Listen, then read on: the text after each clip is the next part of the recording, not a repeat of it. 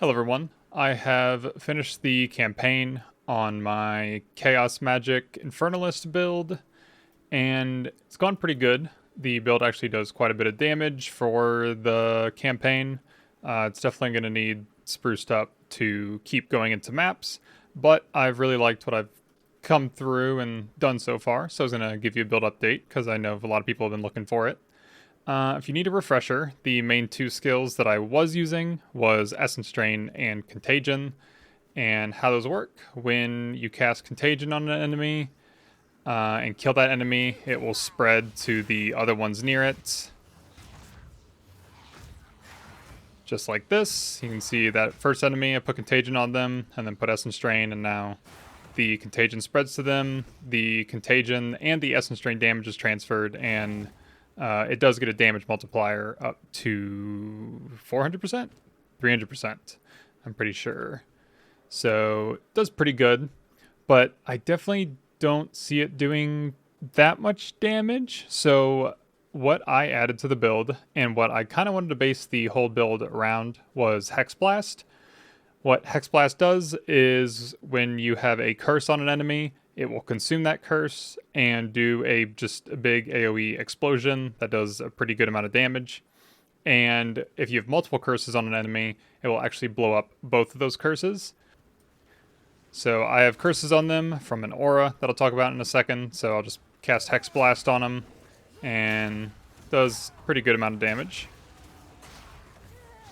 It's definitely killing them quicker than Essence Drain and Contagion would, and a lot more simply, and a lot less clunky. And yeah, that's what I've liked doing so far. The supports I have on this is I do more damage with hits, which Hexblast is only hitting. There is no dot damage part of it. And then I have less cast speed, but more damage with spell hits, and less cost because it is very expensive and you run out of mana way too often. And you still run out of mana quite a bit, so definitely get a good mana flask. You should have a good amount of mana on your tree since you're probably leveling or getting the intelligence attributes on all your small passives. And for Blashphemy, this is a spirit gem that you can pick up, and then when you support curses on it, then it will curse enemies in an aura around you. And you can see here what that looks like. I'm able to put on 2 curses at a time. And then when I go out of range, it's kind of hard to see, but you can see that the curse will disappear on them when I'm too far away and then reappear when they get close. And Hexblast will only really do damage. Actually, it only does damage when there's curses on an enemy. To make the aura of Blashphemy bigger, you definitely want to level up this cluster right here. Gives you a lot of AoE of your curses, and it will slow enemies basically around you, since you are cursing enemies around you, which is pretty nice. And then also on Blashphemy, I have on the Magnified Effect Support Gem to have more area of effect, because I don't want to be up close to enemies as a caster as much. So the more area of effect, the better. Okay, I was recording this video and I realized that I didn't go over Contagion and Essence Drain's support gems. Sorry, that is 5 a.m. and I just played for like all day. So I have on Swift Affliction, which is more damage to non-ailments damage over time, and Chaos damage is not an ailment. You do lose some of the skill effect duration, which sucks, but whatever. I think we're getting some of that on the tree. Pierce is so important. A lot of people also will use Chain. Most people in my comments told me to use Chain instead of Pierce. I already had on Pierce. I already knew that. I didn't need people in the comments to tell me, but thank you for doing so.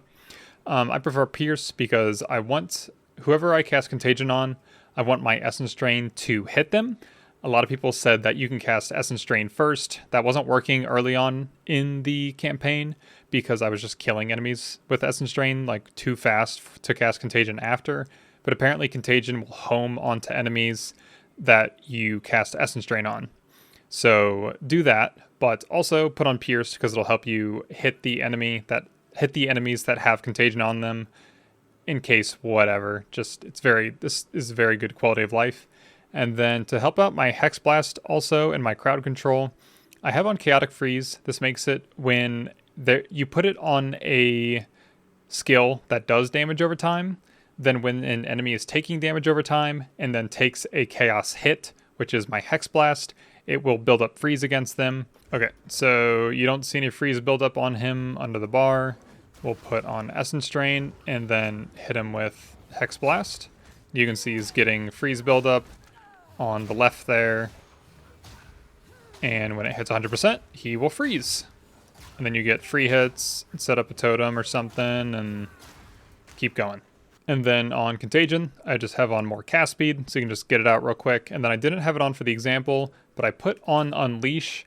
And basically what this does, every 2 times the cast time, so every 2 seconds, it will save up a spell.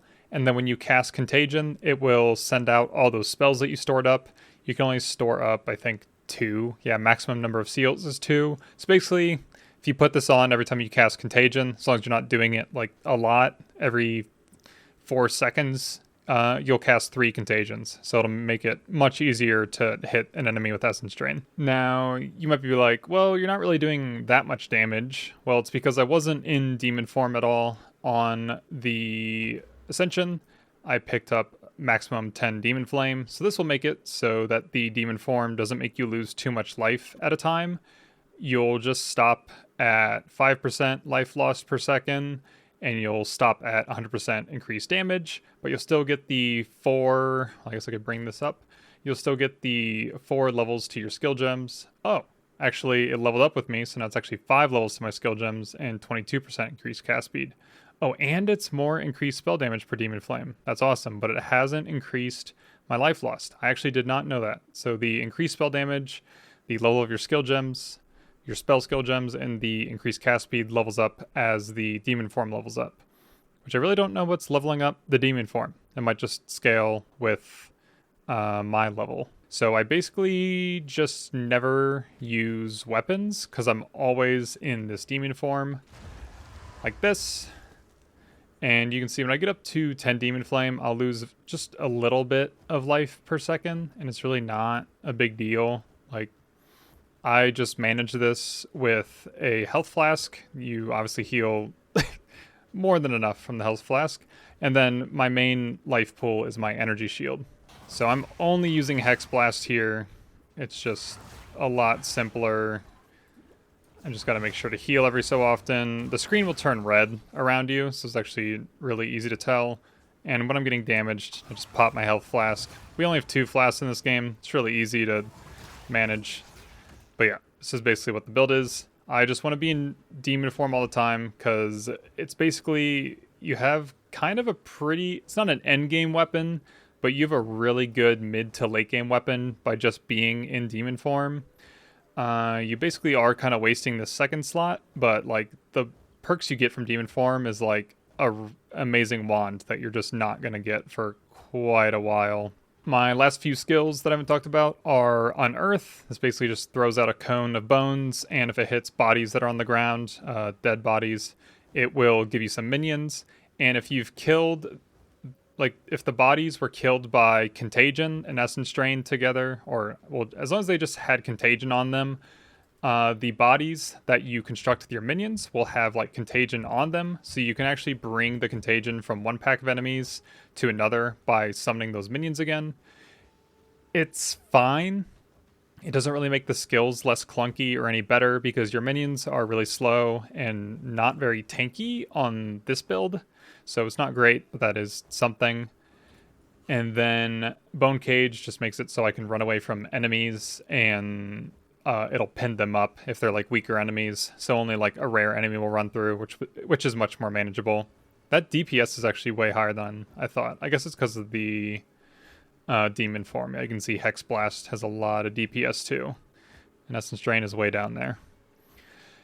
And then Dark Effigy, which is actually a very important one. I guess save the best for last here. But what this does is summon a totem that will shoot like a chaos dart, more or less, at an enemy that is being affected by a chaos damage over time debuff. And this actually includes poison also, which is pretty cool. And actually, the main reason that I have this is not for damage. The most important part is that I have on the Withering Touch support, which makes it when an enemy is hit by chaos damage, it will apply Withered to them. So this is a good way to increase your chaos damage. Okay, I found a good enemy to test it on. So I'll put down the totem, and you can see it's not going to shoot anything until I put a chaos dot on them, and then it'll start shooting at them and applying Withered. You can see the percent up under the health bar right there. And actually, the more dots that you have on the enemy, the more darts the totem will shoot. So you can put down that, and I'll do Contagion.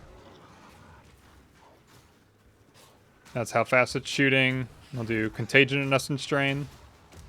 And it's shooting way faster and applying way more Withered. So it's pretty useful, very useful. I highly suggest putting it on any chaos damage build chaos damage over time, because that's the only thing that'll make it shoot.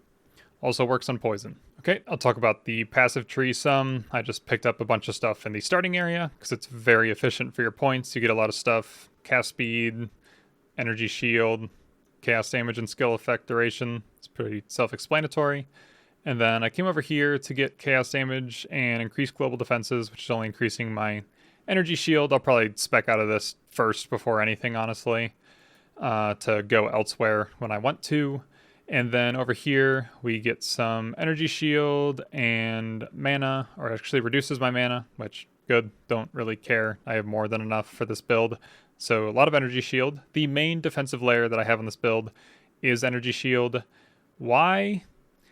Doesn't really, I don't know.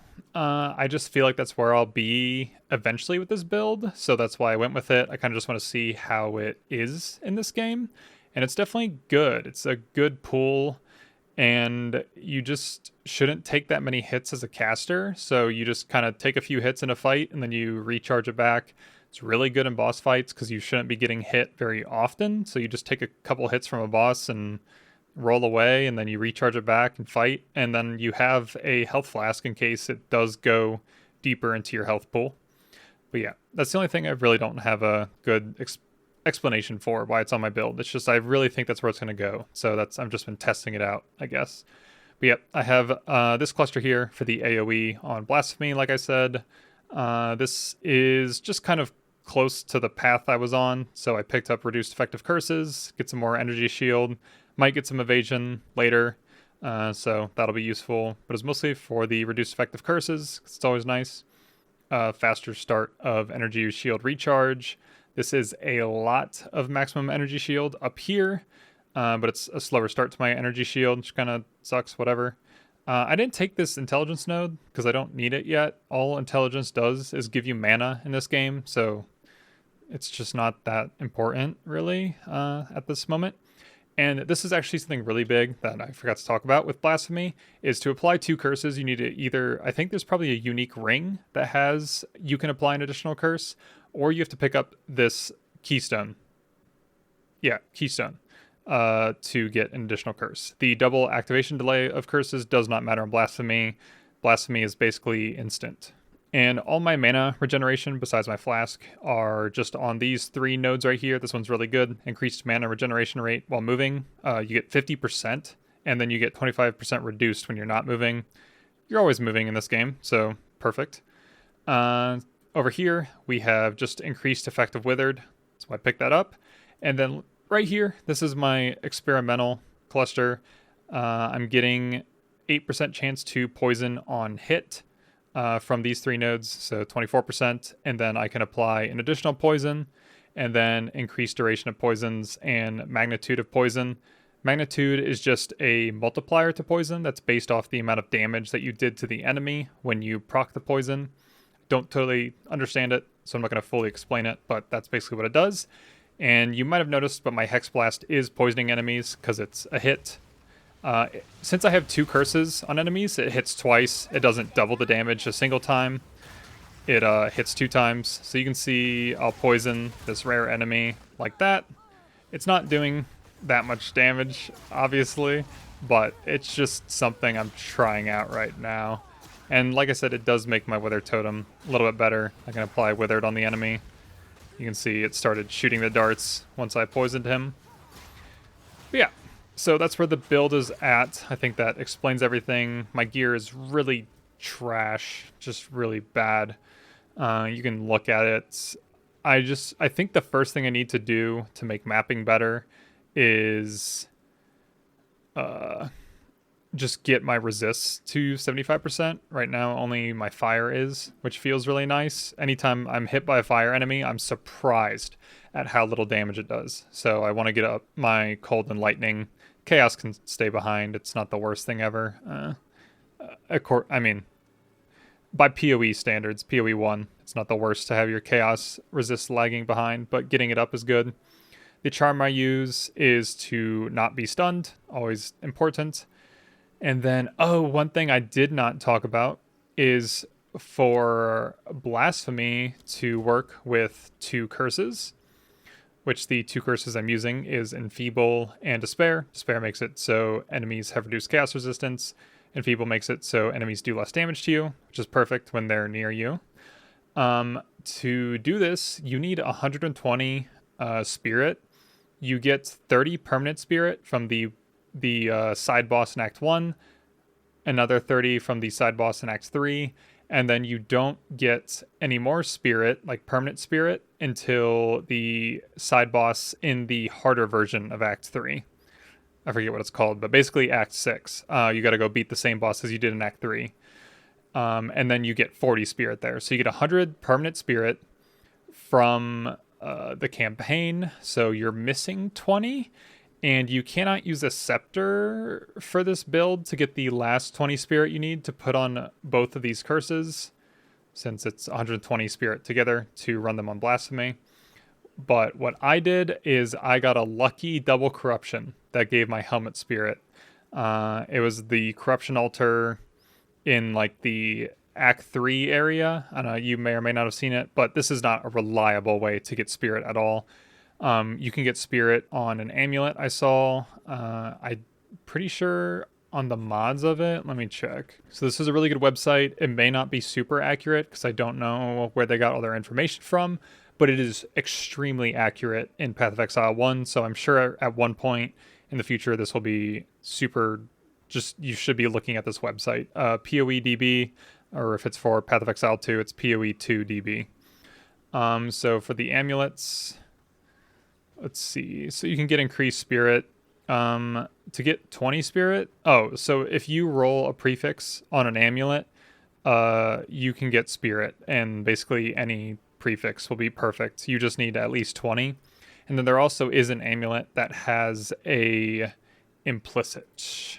But yeah, this amulet here, the solar amulet of the Walrus, just the solar amulet, its implicit is that it has spirit. Obviously not enough, you need at least 20, but I'm just pointing it out because it's not like everyone knows what's in this game already. I'm pretty sure that's everything with my build. I don't know where it's going per se. I've been thinking about it. I kind of want to do the demon form as like the strategy, but I just don't see it being that good. The more I play the game, the more having just infinite mana with this seems really good, because then I don't have to worry about my intelligence, like how much intelligence I have, so I can like spec into dex for maybe like some kind of dex skill or strength skill or something, or just go into life if I'm not using the demon form. I can get rid of these nodes if I don't have mana. But yeah, I'm just kind of yapping. I don't really know what I'm doing. I will have something good in the future, so you definitely want to subscribe and check that out. But right now, this is just where I'm at, and I just wanted to share. If you have any comments on how to make this better, let me know, or any questions that you have to help you get through the campaign, go ahead and ask, and I will do my best. It's kind of what I do, so please ask and like the video if this helped you out, and subscribe. See ya.